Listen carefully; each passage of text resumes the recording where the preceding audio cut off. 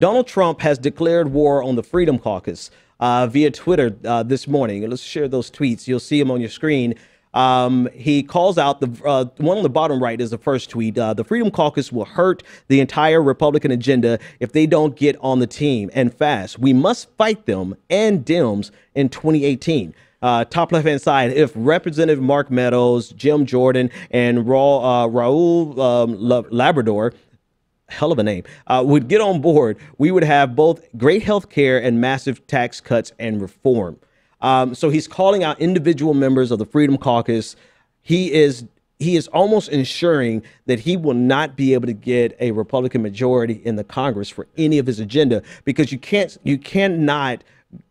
spit in the face of your ostensible allies and expect them to fall in line when you need them. Yeah, no, and now, speaking of consistency, right? Trump has the thing that he has done over and over again, and I would argue that there's been specific circumstances that have allowed this. But the thing he has done is consistently not broadened his appeal, right? So during the primary race, he was like this little narrow lane of people, and everybody said he was going to have to broaden out. And he just never did, and things sort of fell by him. Then you get to the general election, you say, okay, now he's going to have to open. Doesn't at all. Isolated, alienated. No effort to expand, right?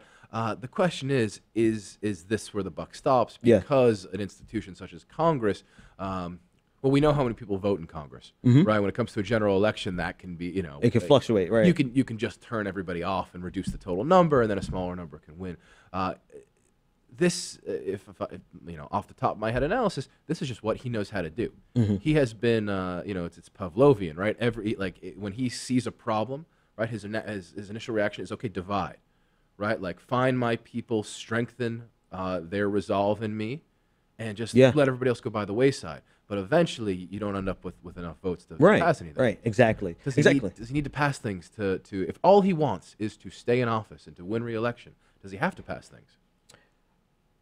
That's a great question. My gut reaction is to say, yeah, he has to do something. I know. However, we're at almost day 70, and he has not done anything outside of executive orders, many of which have caved underneath their own pressure.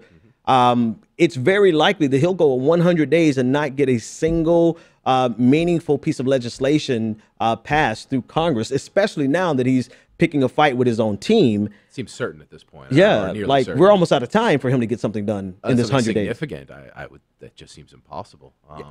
A watered down, like, rush through of something with healthcare, if they want to go to a plan B, or they could, but he's not going to do that. Yeah, I don't think this is the only reason I actually have any fondness of the relentless nature of the Russia narrative. It's because Donald Trump is going to make 100 days and not have any legislation done, anything significant done, versus what we all compare the 100-day mark to FDR, right?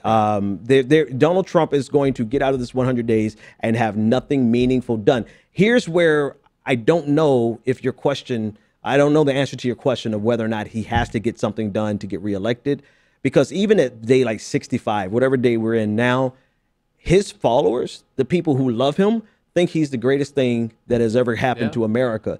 And they engage in relentless special pleading that no matter what happens, it's not Donald Trump's fault. And so his supporters who got him there, I don't know if they're able to get him there again, but he doesn't have to pass anything for them. No, right. He just has to keep them as an electoral majority. Yep. Right. And there was a poll recently that said, 3% of Trump voters regret, and who knows? These polls are look at them with a grain of salt. But there is not widespread disgust amongst his supporters. And if you just grant that he has no real ideology, then all he is a machine that self-perpetuates. Right, not for any purpose, right? Just that's what he does. That's amazing. Then it might well be the case that's who he is. That maybe if all you want to do is keep going, it might be better, in fact, to just get nothing done. Because when you get things done, you're then accountable for those things, right? They can go wrong. I mean, if this healthcare had passed, that would have been. Then he would have to deal with the fallout of it, right? If just nothing happens, and you don't want to do anything. If your goal is just to keep going, this strategy doesn't seem crazy to me.